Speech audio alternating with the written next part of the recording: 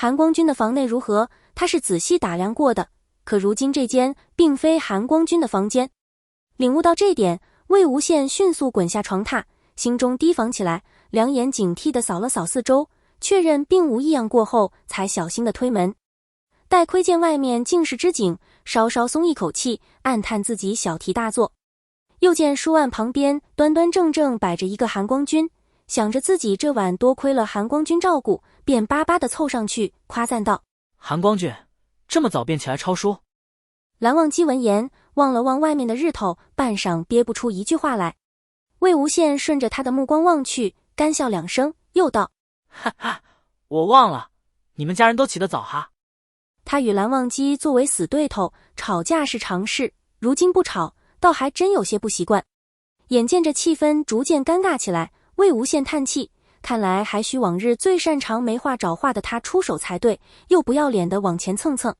见蓝忘机抄得认真，便也凑过去看。魏无羡问：蓝湛，不是，韩光君，你们家这家规20年了，你还没记住？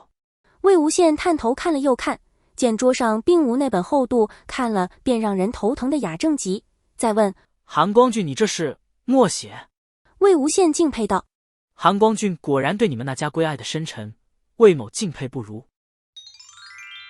蓝曦臣几日前便于金陵台与金光瑶商议下次清谈会之事，今日才忙完归来，待遇见行至山门口时，便谨遵家规教诲，下了朔月。见山门结界旁2个白色身影，不由有些愣神。其中一人他熟悉，隔着老远便将蓝忘机认出来，只是这2人挨得极近，他这弟弟又不常与旁人来往，除内卫外，倒真不见他怎如此。待走近，瞧清那人身影，蓝曦臣了悟，自家弟弟对这位魏公子存了心思，如今可算是忍不住，主动接近，将人请来云深不知处，也情有可原。至于衣裳，既然他2人如此要好，衣裳换一换穿也没什么大不了的。想到这点，他脸上笑容更甚。魏无羡也远远瞧见了蓝曦臣，见泽无君神采奕奕，精神焕发，不由感慨：韩光君，你要多向你兄长学习啊，别整日拉着个脸。看看泽无君，如今笑的是愈发灿烂了。这话听着怎也不像是夸赞，但蓝曦臣瞧着魏无羡那一脸真诚的表情，便勉强接下：那多谢魏公子了。魏无羡摆手，大言不惭道：不用谢，应该的，泽无君天人之资，魏某。未等他说完，蓝忘机便唤出碧晨：魏婴，我送你回去。魏无羡见状也不再多言，3两步跨上去，回头道：泽无君，魏某先走一步，改日再聊。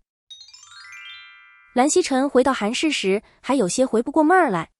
魏无羡是来了，却是蓝忘机帮忙送走的，他也未见此人身上带了佩剑，亦或是他那根名为陈情的鬼笛。那他到底是怎么来的？步行来的？蓝曦臣正疑惑着，蓝启仁恰好来此与他商议清谈会之事。见叔父一脸疲惫，蓝曦臣便知可能与魏无羡有关，忙问道：叔父，魏公子他可是昨日前来拜访了？蓝启仁没忍住，连家规都束缚不住的白眼翻的老大：你看见了？蓝曦臣笑笑：方才在山门处遇见了，因见魏公子有些奇怪，心中有疑，便来询问叔父。蓝启仁想起昨日之事，便脑壳生疼，冷哼道：他确实前来拜访了，动静还不小。蓝曦臣愈发迷惑：动静不小？魏公子如何来的？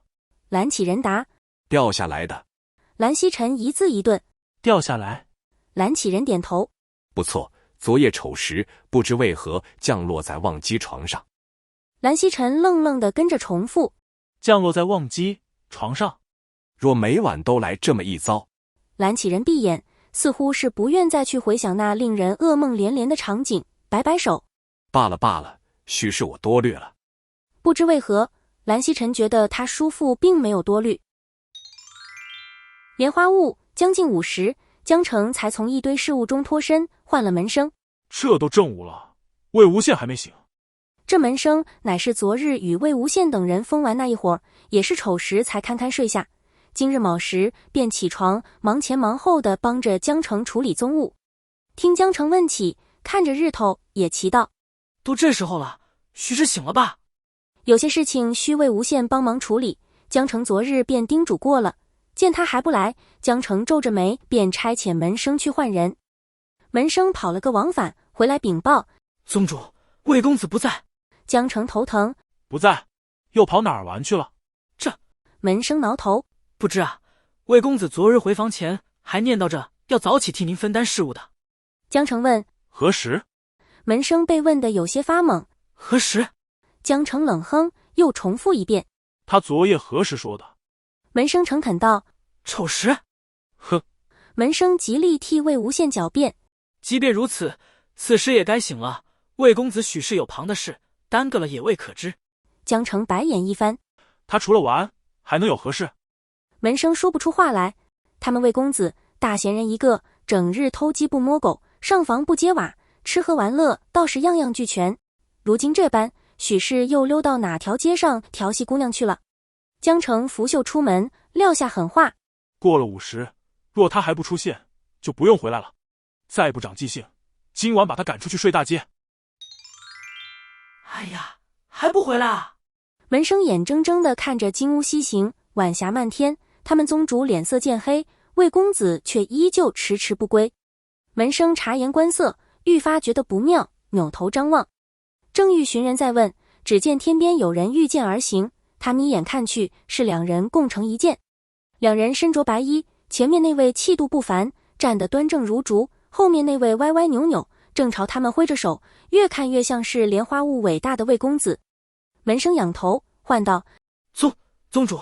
江澄正心烦着，何事？门生向天空一指：魏公子回来了。江澄顺着他手指的方向看去，那笑得欠揍的人正是失踪整整1日的魏无羡，而他身前那位，江澄瞧着眼熟，待人离近了，看清了脸，才发觉那位正是射日之争时与魏无羡吵得最凶的蓝忘机。他来作甚？瞧这样子，魏无羡何时与他交好？江澄百思不得其解，待魏无羡跳下碧尘，才黑着脸教训道：这整整1日，你又跑哪儿疯去了？魏无羡嘻嘻笑答：云深不知处。江澄眉头一皱，直觉事情不妙。你去那座甚？魏无羡迈着关子，负着手随意行了几步。我也不知道。江澄问：你不知道？魏无羡摇头：我当真不知。江澄再问：如何去的？看他这样子也没带随便，总不可能是蓝忘机来接的。魏无羡答：掉下来的。江澄道：你再说一遍。魏无羡老实道：掉下来的。江澄认真听完魏无羡的狡辩，又以他3年宗主经验，10余年与此人相处习惯来判断，魏无羡在说谎。魏无羡也以他多年与此人偷鸡不摸狗的经验来判断，江澄根本不信。他悲戚道：江澄，你如今竟然连你师兄我的话都不信了。江澄惊起了一片鸡皮疙瘩。好好说话。魏无羡摊手：我说了，你不信我啊？要不你问问韩光俊，我当真是从天而降，掉到韩光俊的床上的，你就算不信我，也不能。等等等等。江澄挥手打断他，问道：掉到哪儿去？你方才不是说掉到云深不知处了吗？魏无羡点头：不错，掉落到云深不知处，韩光俊的床上。江澄想到了关键。那你昨晚歇在何处？不知自己2次降落的魏无羡道：想什么呢，江宗主？我自然未与韩光俊同睡一床，也不怕我俩半夜打起来。江澄点头：也对，照你这样同睡的话，也苦了韩光俊。魏无羡道：好歹我们俩都是莲花坞的，你给点面子吧。江澄冷笑：你还用面子？玩够了就赶紧给我滚回去处理事务。不是，我没完，你不信我？魏无羡一把拉过蓝忘机：你问问韩光俊，我昨夜当真掉到他床上去了。蓝忘机轻咳一声，耳尖发红。确实如此。江澄笃定道：我不信。没错，江澄江宗主他不信，他觉得魏无羡就是想去招惹蓝忘机。蓝忘机并未多留，待魏无羡与江澄吵过几句，向两人知会一声，便御剑离去。魏无羡望着蓝忘机离去的方向，眉头耸着，抬手摩挲着下巴，满脸的疑惑。奇怪啊！江澄正领着一队人往回走，见魏无羡如此，面色也不禁凝重起来。战事方休，4大家族之中，江氏与蓝氏损失惨重，两方人马风声鹤唳，草木皆兵，有那么点风吹草动，便胆战心惊。怎么了？魏无羡喃喃道。蓝湛他。江澄更紧张了。狼忘机他怎么了？魏无羡缓缓吐出几个字。飞得好快啊！江澄无语。